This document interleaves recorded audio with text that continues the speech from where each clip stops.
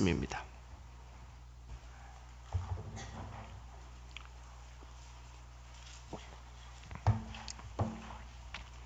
창세기 12장 1절에서 4절까지 말씀입니다.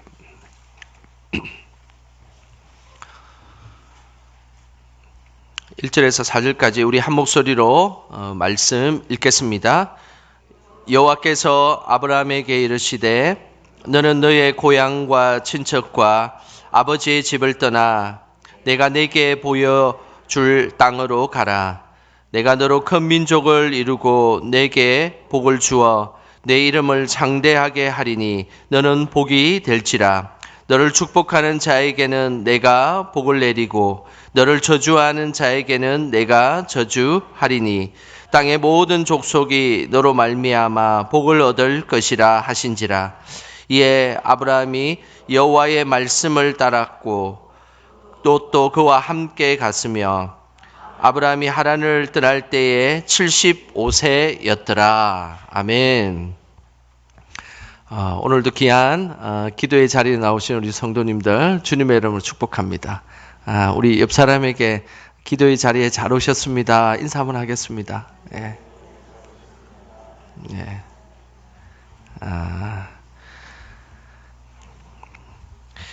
항상 기도의 자리에서 주께서 주신 힘으로 큰 은혜의 시간이 되시기를 주님의 이름으로 축복합니다.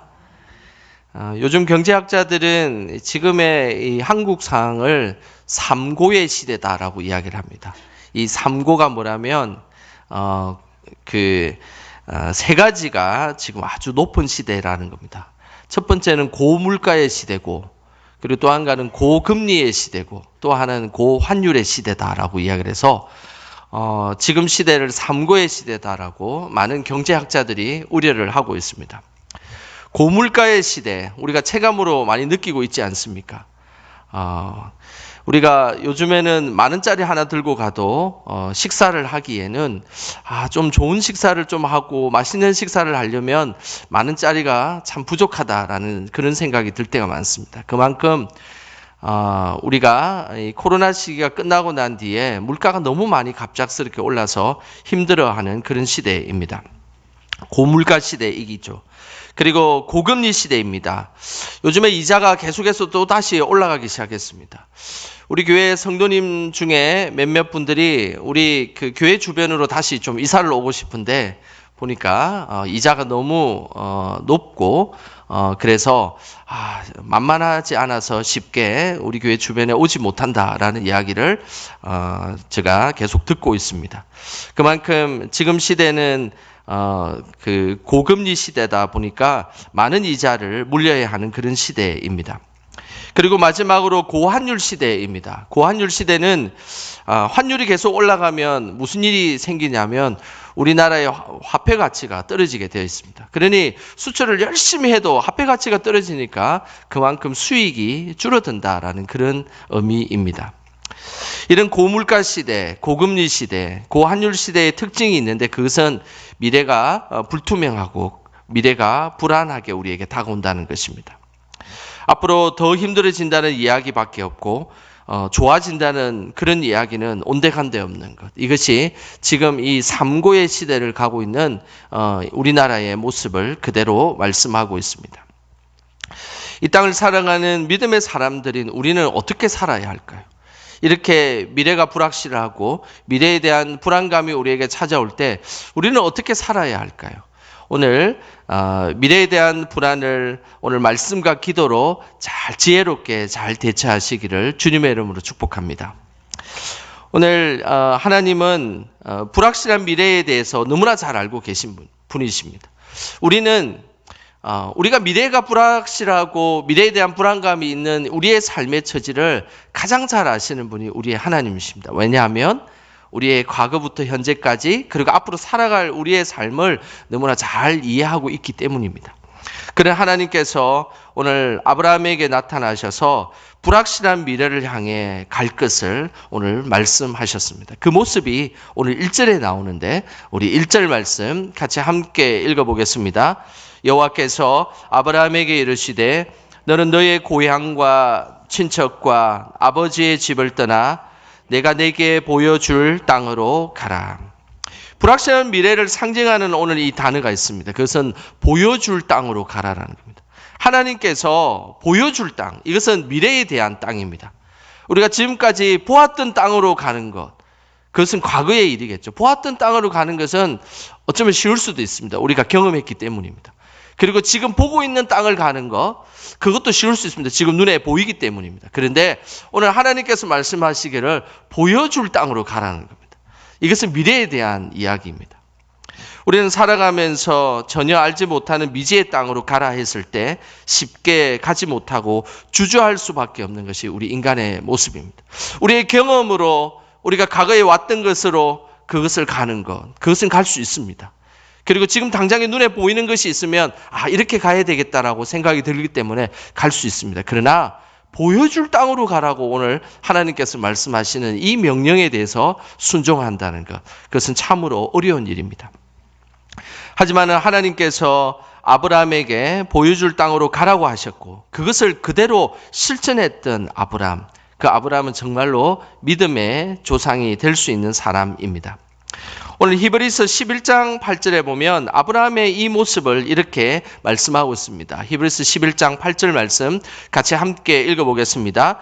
믿음으로 아브라함은 부르심을 받았을 때에 순종하여 장래 유업으로 받을 땅에 나아갈새 갈 바를 알지 못하고 나아갔으며. 오늘 아브라함은 부르심을 받았을 때에 어떻게 했다라고 기록하고 있습니까? 순종했다라고 기록하고 있습니다. 그러면서 갈 바를 알지 못하고 나아갔다는 것입니다. 갈 바를 너무나 잘 알고 나아갔다라고 하면 그것은 쉬울 수도 있을 겁니다. 그죠? 그런데 오늘 아브라함은 갈 바를 알지 못하고 나아갔다라고 말씀하고 있습니다. 우리는 이전에 경험했던 곳에 가는 것은 매우 쉬운 일입니다. 그래서 우리는 답사를 가기도 하고 여행 연습을 하기도 하고 그래서 뭔가를 좀 연습하고 뭔가 미리 보고 나면 그곳에 가는 것은 그렇게 어렵지 않습니다. 한번 경험해보고 확신했으면 그곳에 가는 것이죠. 그런데 준비되지 않은 것을 한다는 것, 그건 우리의 삶에 매우 무모한 짓이다라고 생각할 때가 있을 수 있습니다. 또한 미리 연습을 해보지 않아도 조금 예측이 가능한 일이라면 우리는 그 일을 향할 수 있습니다. 경험과 예측 가능한 것들이 우리를 확신으로 이끌어주기 때문입니다. 그래서 우리의 삶은 왠지 과거에 우리가 경험했던 것을 살아가고 있고 그리고 우리가 예측 가능한 것만 살아가려고 하는 것이 우리들의 모습이다라고 할 수 있습니다. 그런데 오늘 하나님께서는 우리가 미래에 예측 가능하지 않는 것 그리고 우리가 경험해보지 못한 것으로 우리를 던져 놓으신다는 겁니다. 그리고 아브라함에게 그곳을 가라라고 명령하고 있다는 것입니다. 우리 성도님들의 삶의 자리는 어떻습니까? 그런 곳으로 가실 수 있겠습니까?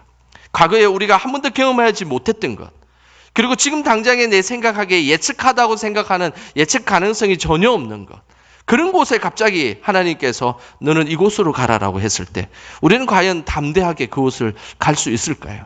참으로 쉬운 일은 아닙니다.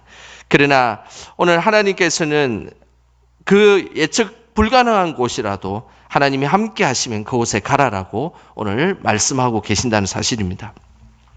고대 사회에서 미래를 보장해 주는 삶의 기반들을 오늘 1절에 이렇게 말씀하고 있습니다. 오늘 1절에 보면 여호와께서 아브라함에게 이르시되 너는 너의 고향과 친척과 아버지의 집을 떠나라라고 말씀하고 있습니다. 고대 사회에 매우 중요한 삶의 기반을 세 가지를 소개하고 있습니다. 하나는 고향입니다. 고향이라는 것은 고대 사회에서도 마찬가지고 우리도 마찬가지지 않습니까?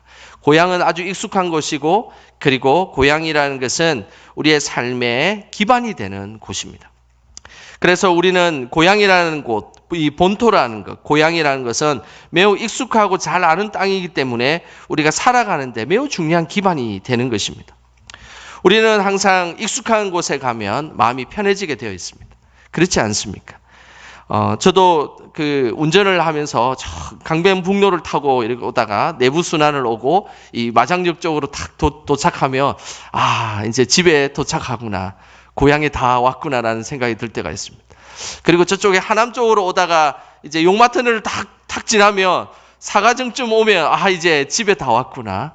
이렇게 익숙함이 저를 안정감으로 안내해 주는 것입니다. 우리의 고향이라는 것은 그렇습니다. 우리 안정감을 주고 그 안정감을 통해서 또 우리가 살아가게 되는 것이죠. 그런데 오늘 하나님께서 이런 익숙함과 안정감을 주는 것을 이겨내야 된다라고 말씀하고 계신다는 것입니다. 그리고 또 한 가지는 친척입니다. 고대사의 친척은 힘을 상징합니다. 그래서 성경에는 이 친척에 관련된 것을 유력한 자라는 이런 표현을 씁니다. 유력한 자라는 말은 힘이 있는 자라는 표현인데, 이것은 씨족 사이에서는 친척들이 한 곳에 모여 살기 때문에 이 씨족이 크면 클수록 힘을 발휘하는 것입니다.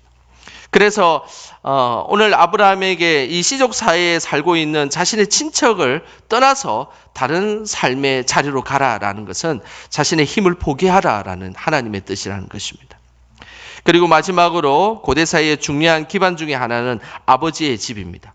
그런데 오늘 성경에는 이 아버지의 집을 떠나라라는 것은 부자지간에 결별해야 된다, 그런 의미가 아닙니다. 그 이유는 여호수아서 24장 2절에 보면 그 이유를 알 수가 있습니다. 우리 여호수아서 24장 2절 말씀은 우리 같이 함께 읽어보겠습니다.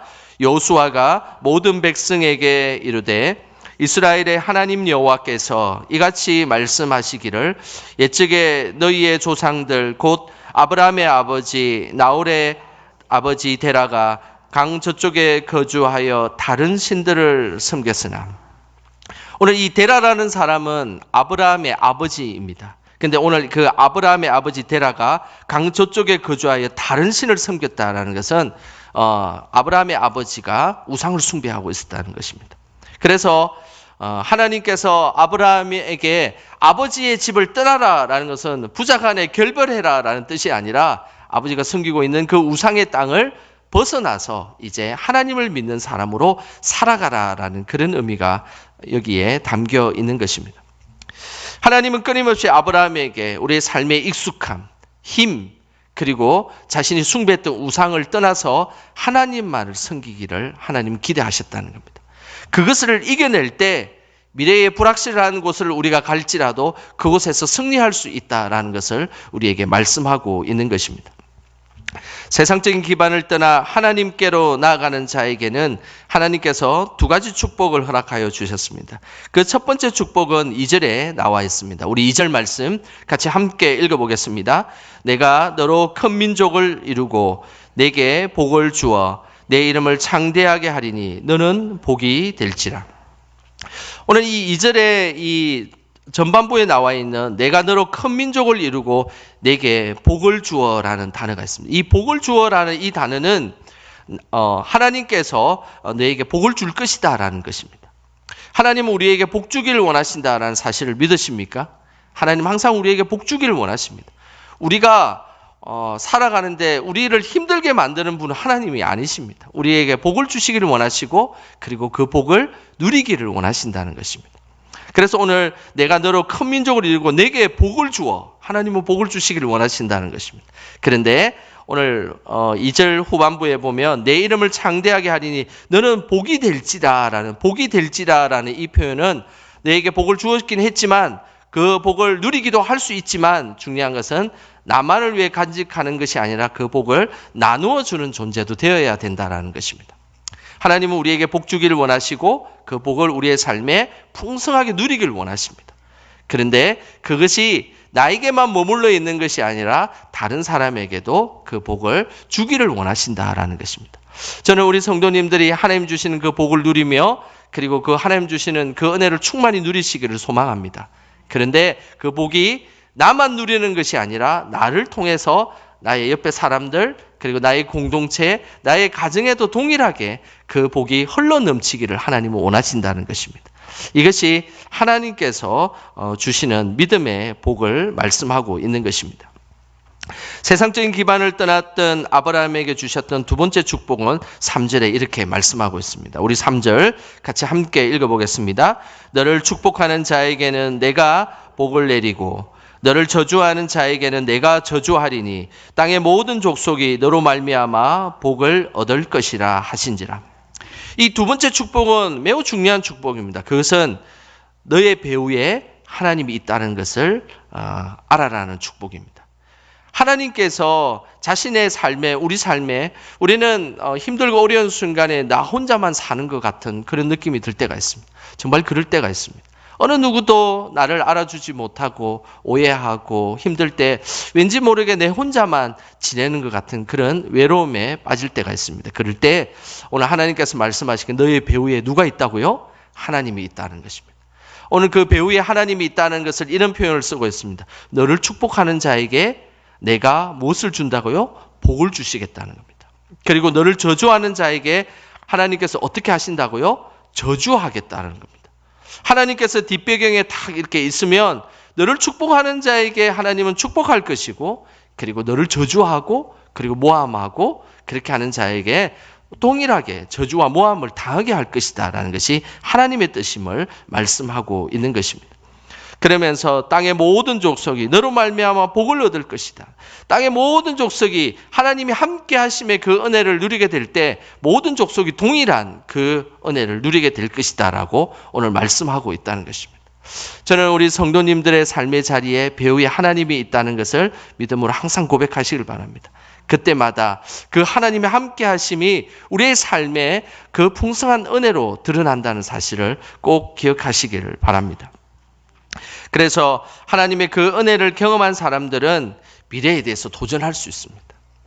우리는 미래에 대해서 도전하기에 주저할 때가 많지만, 그러나 오늘 하나님께서 우리의 배후에 계시고, 그리고 뿐만 아니라 우리의 삶의 모든 순간들마다 하나님께서 우리에게 복 주시기를 원하고 그 복을 누리기를 원하시는 그 하나님의 은혜가 있다면 우리는 담대히 미래를 향해서 그렇게 나아갈 수가 있게 된다는 사실입니다.